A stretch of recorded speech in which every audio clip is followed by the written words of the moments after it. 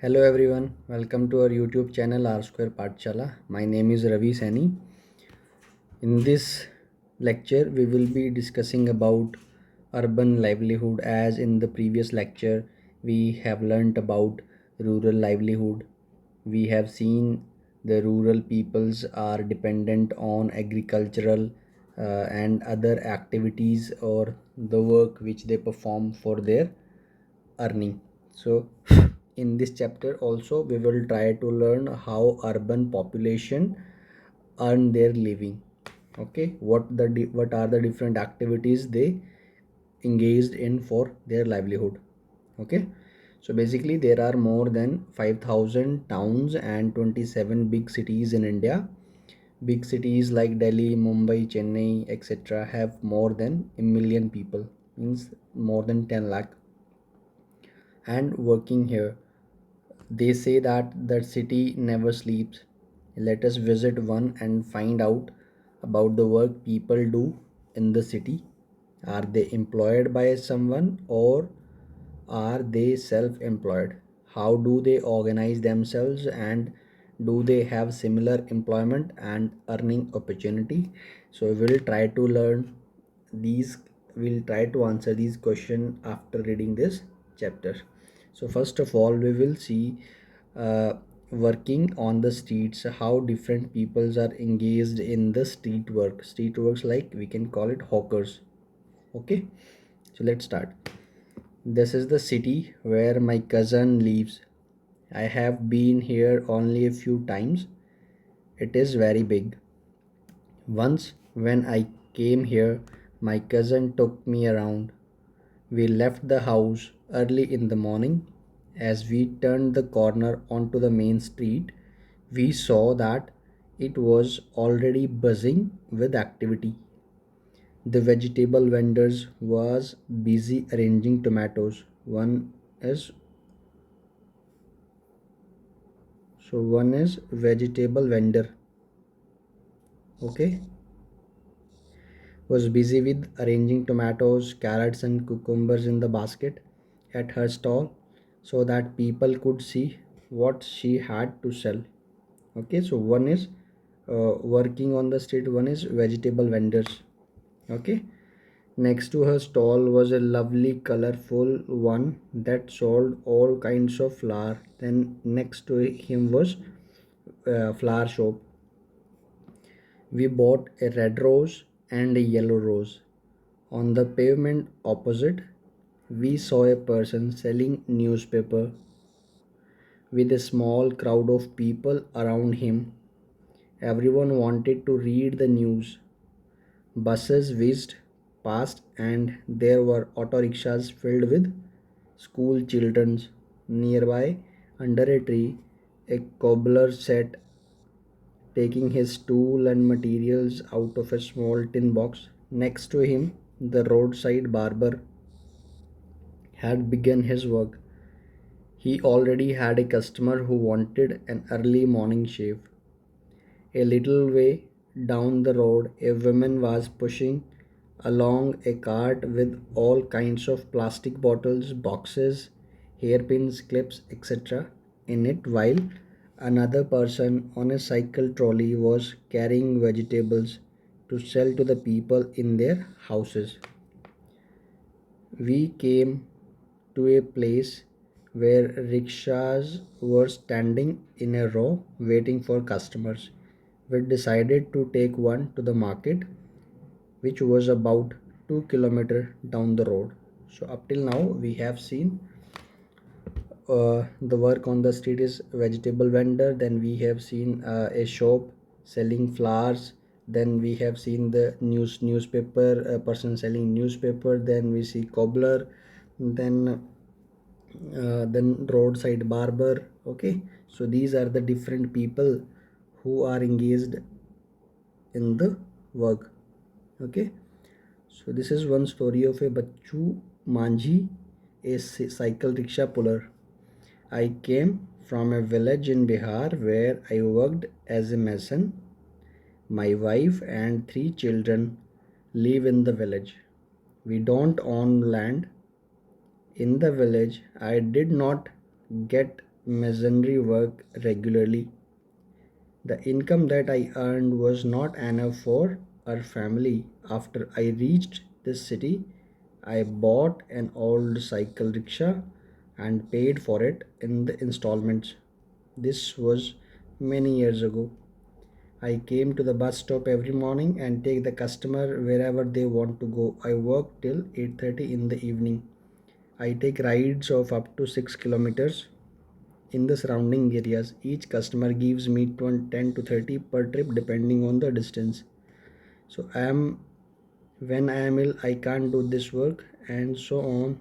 So on those days I don't earn anything. I stay with my friends in a rented room. They work in a nearby factory. I earn between 200 to 300 every day, out of which I spend 100 to 150 on food and rent. The rest I save for my family.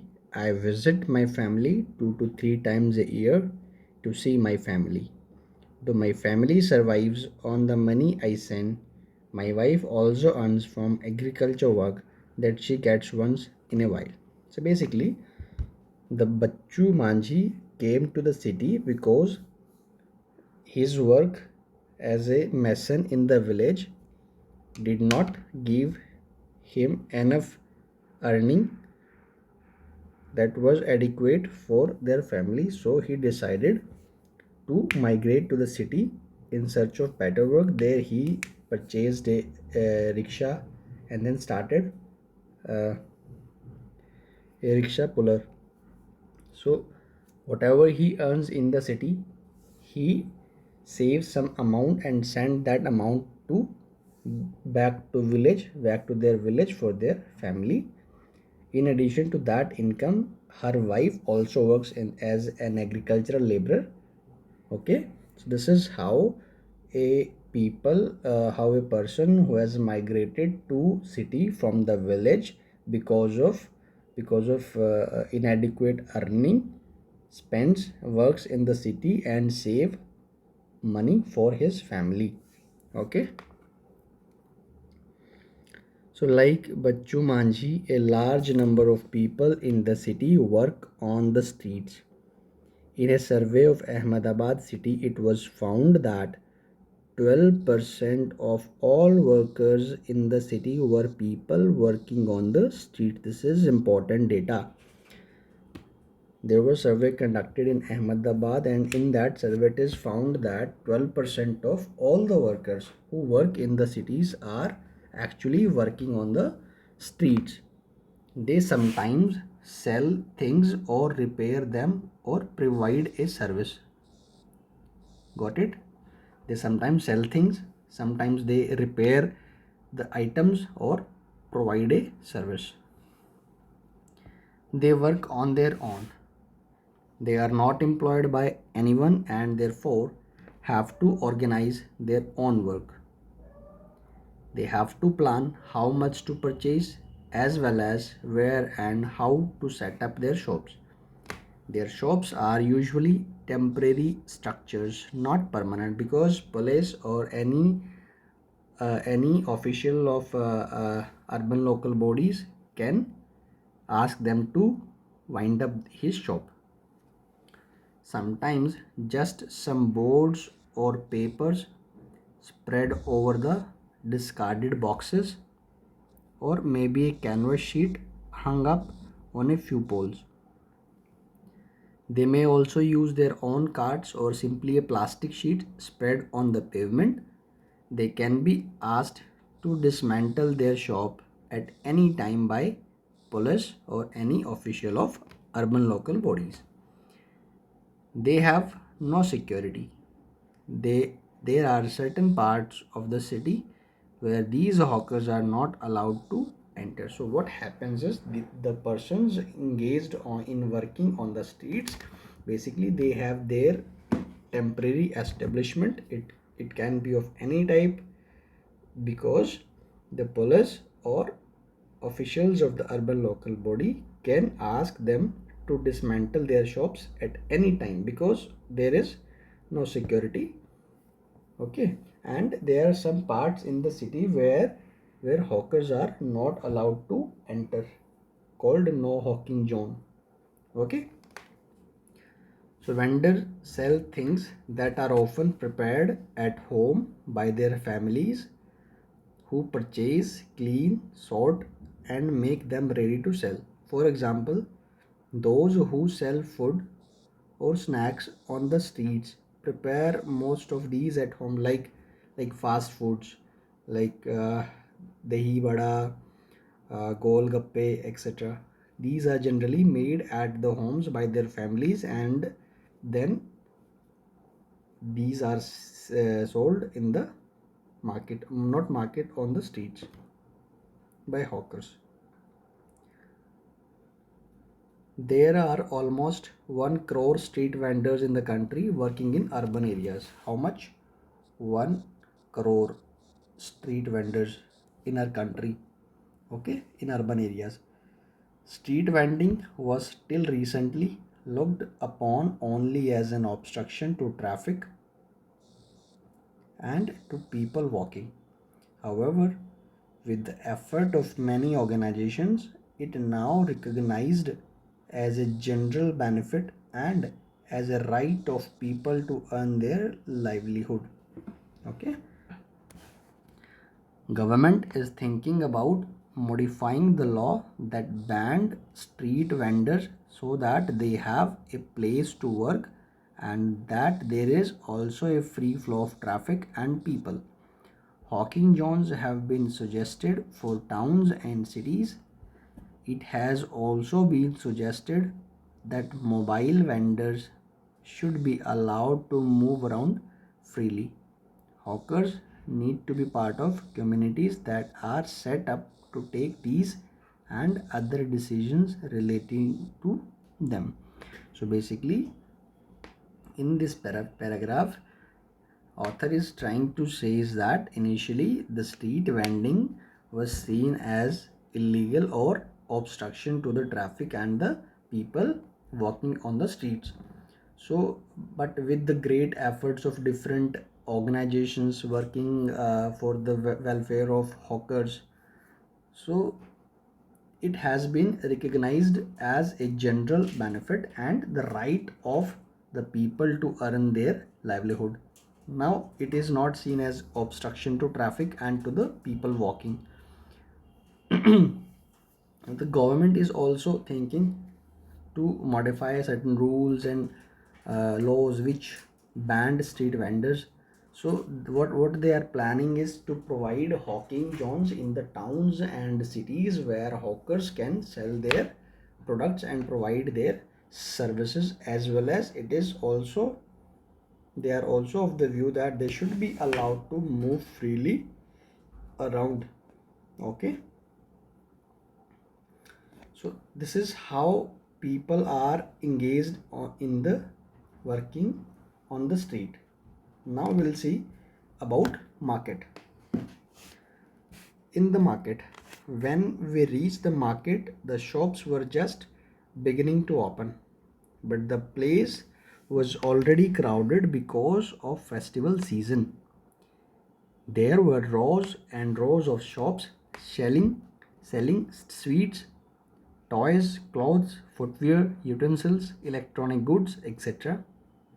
There was a dentist clinic also at one end. My cousin had an appointment with the dentist.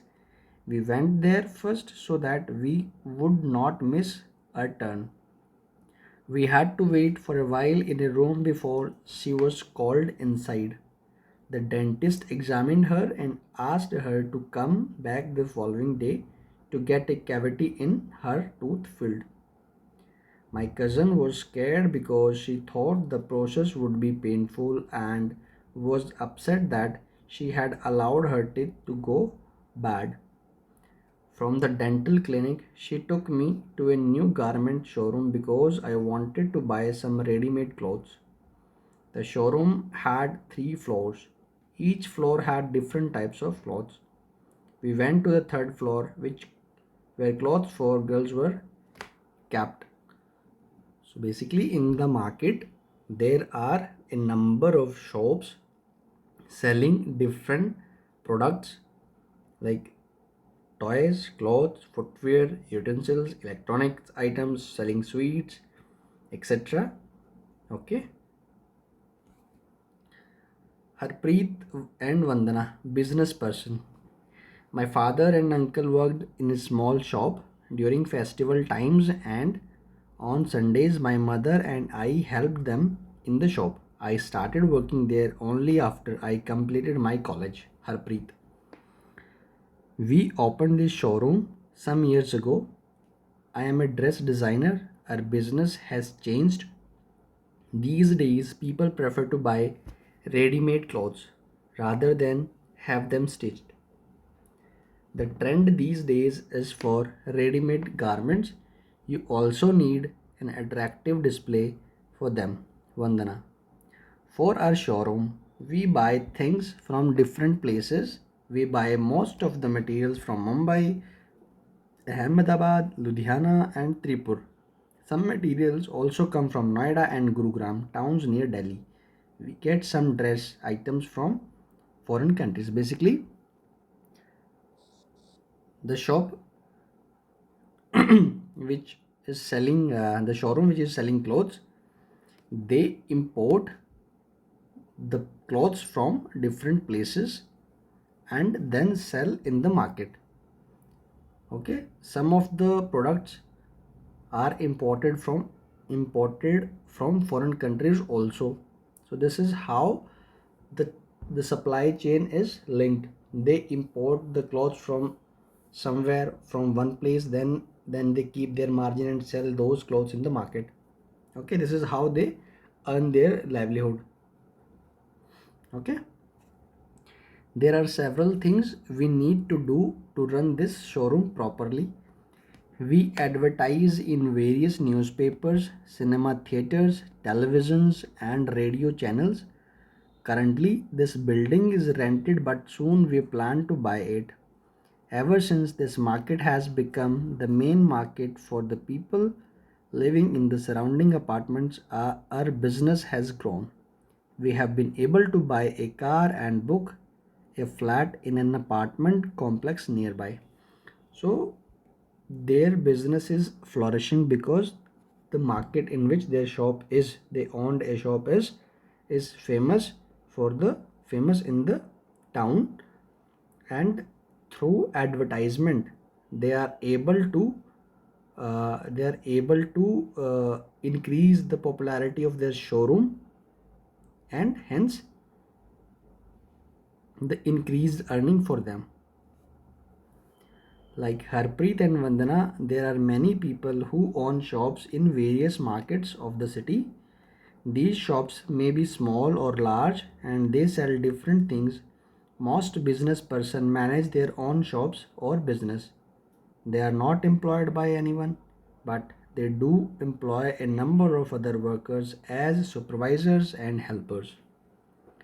These are permanent shops that are given a license to do business by municipal corporation. Until and unless a municipal corporation, which is the urban local body, gives a license to do business, no one can do business in the city, in the area of jurisdiction of that municipal corporation. The municipal corporation also decides on which day the week the market has to remain closed. For example, the shop in the above market are closed on Wednesday, like weekly off for the markets. That decision is taken by municipal corporation. So this market also has small offices and shops that provide services such as banks, couriers, services, and others. Okay, apart from clothing, there are different shops which provide services to the persons like banks, courier service, and other services. In the factory workshop area, I wanted to have zari work done on one of my dresses which I needed for a special occasion. My cousin said that she knew Nirmala, who works in a garment factory. Nirmala's neighbor to do zari work and embroidery. So we caught a bus and headed towards the factory area.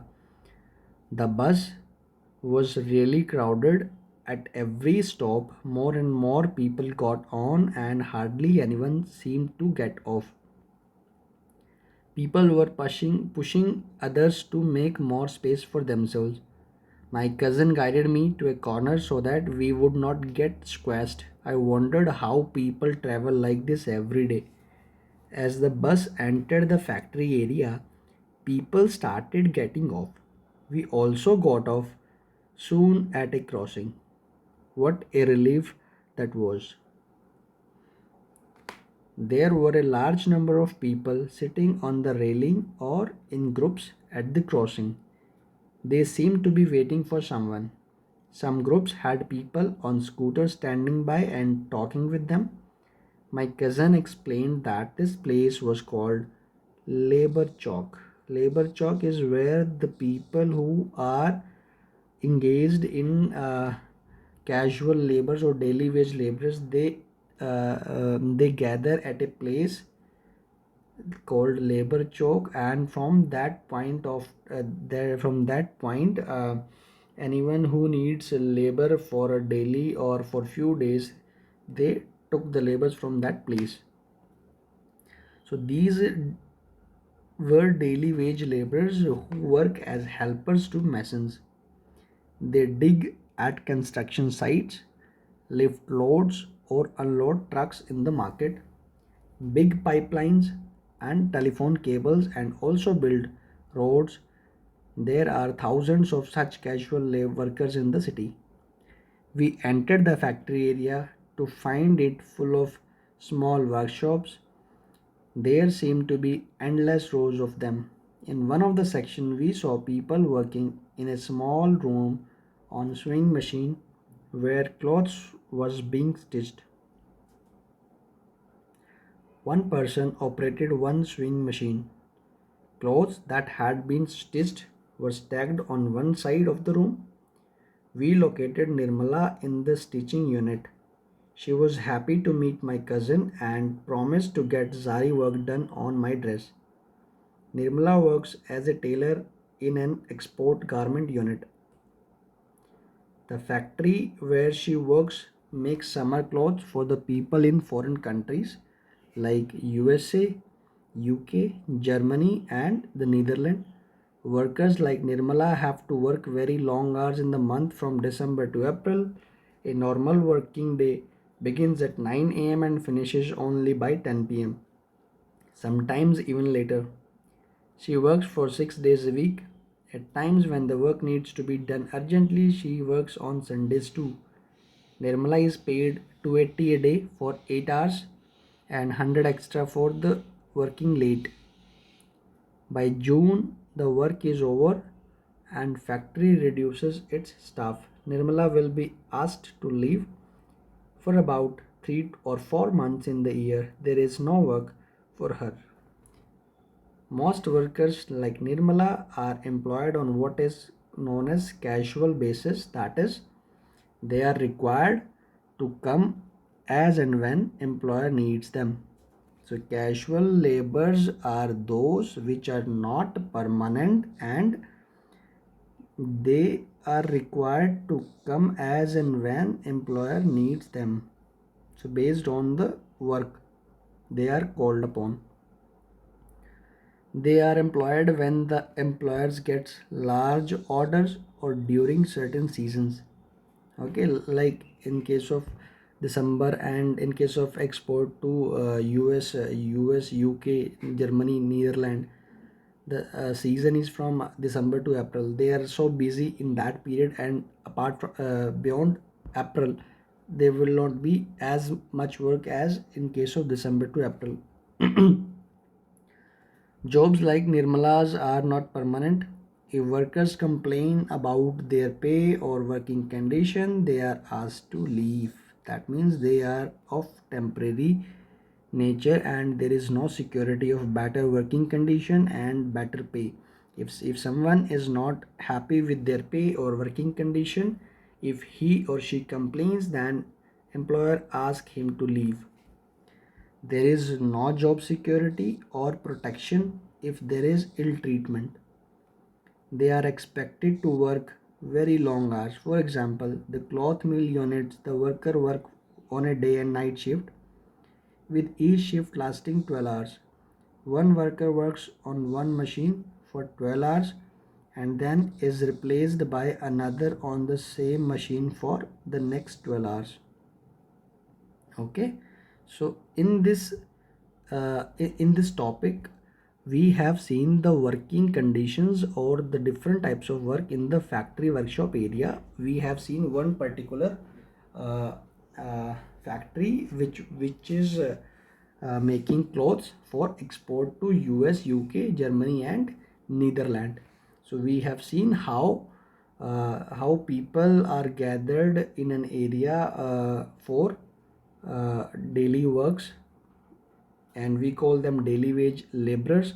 Then we have seen the working condition in factories is not good and they are casual workers. They are called upon when work is there and they are asked to leave when work is not there. Okay, so in the office area, my aunt Sudha works as a marketing manager. She had asked us to reach her office before 5:30 p.m. We thought we would get late, so we took an auto rickshaw that managed to get us there just in time. Her office was in an area surrounded by tall buildings. There were hundreds of people coming out. Some headed for the car park while others went towards row of buses.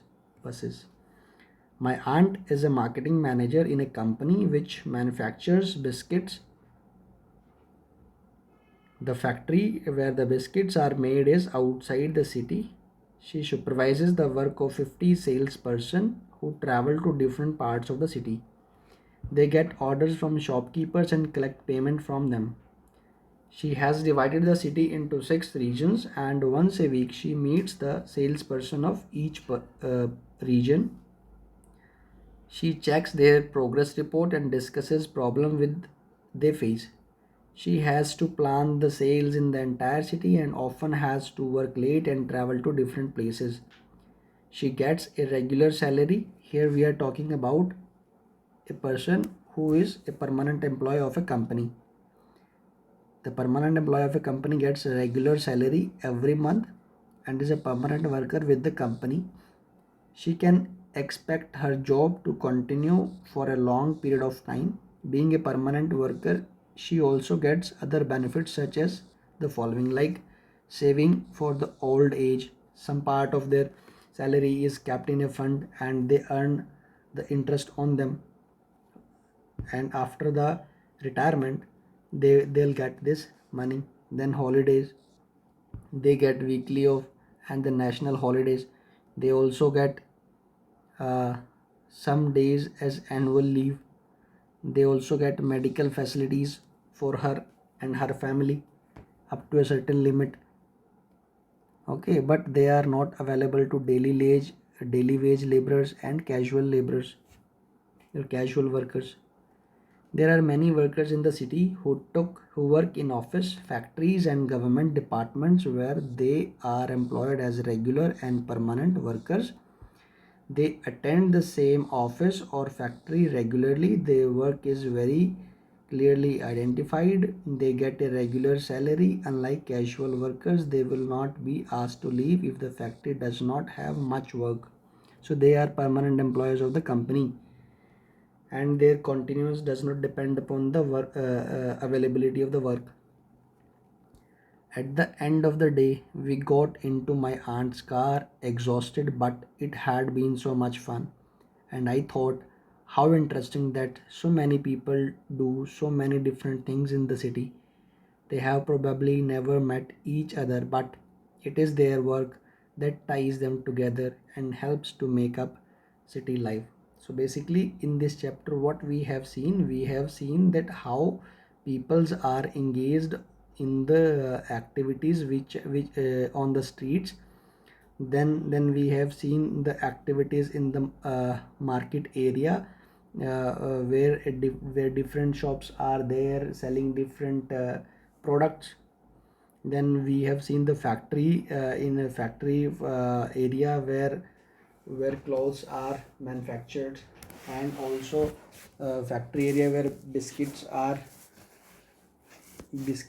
made and then distributed in the city. So uh, and then there are certain offices in the city where people are work on a regular basis, and they are the permanent employees of the company or the government. They get a regular salary. Apart from the regular salary, their job is secured, and they get extra benefits like retirement saving, weekly off, and annual leaves. Then medical facilities all are available to the permanent employees of the company. But these extra benefits and salary is not applicable to casual workers who are engaged in the factories, and the daily wage worker who assemble at a place in search of a work for the day, and to the people who are engaged in the who are owning shops and running their shops in the market area, or to the people who are selling their products on the streets. So basically these extra benefits are for the permanent employees of the company or government offices only. Okay, this is how the people in the city earn their livelihood. So with this chapter, the book Social and Political Life is completed. I hope you like the video, and in the next series of lecture we'll start with another book. Okay, see you in the next series of videos. Thank you very much.